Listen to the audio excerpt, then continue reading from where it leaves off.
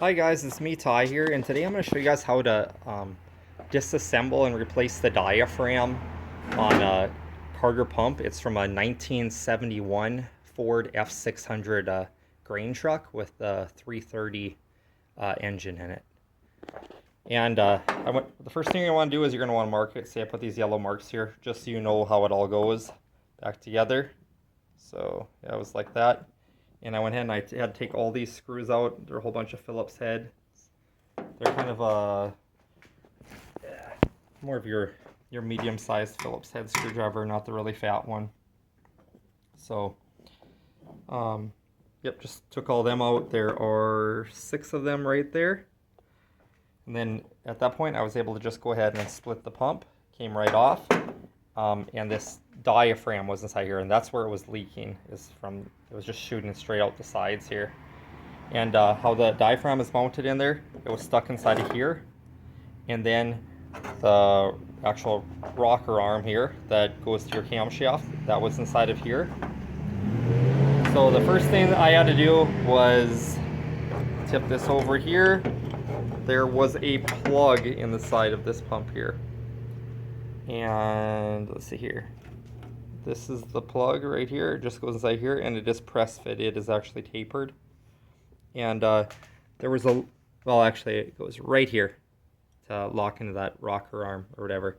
I had to remove that, and there was metal that they went ahead and they pounded down just that plug would not come out. So I just pounded off to the side like that direction, like I was trying to unscrew it, and the plug came right out.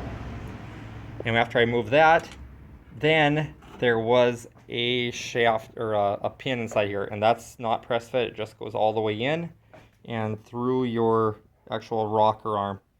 So after that plug is out, I was able to just reach my needle nose pliers in, actually inside of there, and just start pushing it out. And then once it got out far enough, I just grabbed on it out here and just pulled it all the way out. And then at that point, I was able to the rocker arm was still connected at that point. So, and then also, actually before that, I had to remove the spring here. And the spring here, all it does is it sits on a little nubbin right there, and then the other nubbin there. So all I do was take a flathead screwdriver and just kind of pry on it, just to kind of compress the spring, and they came out of there. So just if you do enough finagling, it'll come out of there.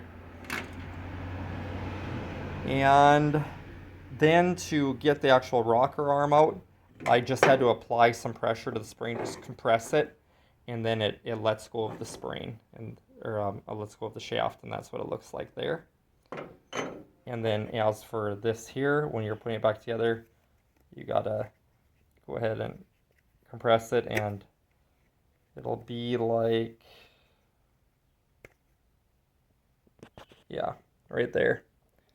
You can kind of see it making a little bit of headway there, but yeah, it'll just grab into there. So, and this diaphragm, sometimes they get stuck in there, so you'll just have to pry on it in a few places with a flathead screwdriver, and then it will pop back out. And this fuel pump that came out of the grain truck is a Carter. It says Carter X0-1648. And then another guy on the internet that was trying to sell one on eBay, he also added the 3718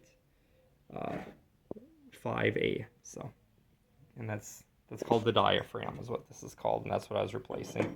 Like I said, it was shooting gas out like 3 inches. So, all right, and then these are the paint markers that I use. Just go to Napa. Just says unit paint, marks most surfaces. So, yeah, oil-based paint marker. So, all right, if you guys like this content, like, share, and subscribe, and I'll keep kicking out these videos. All right, bye.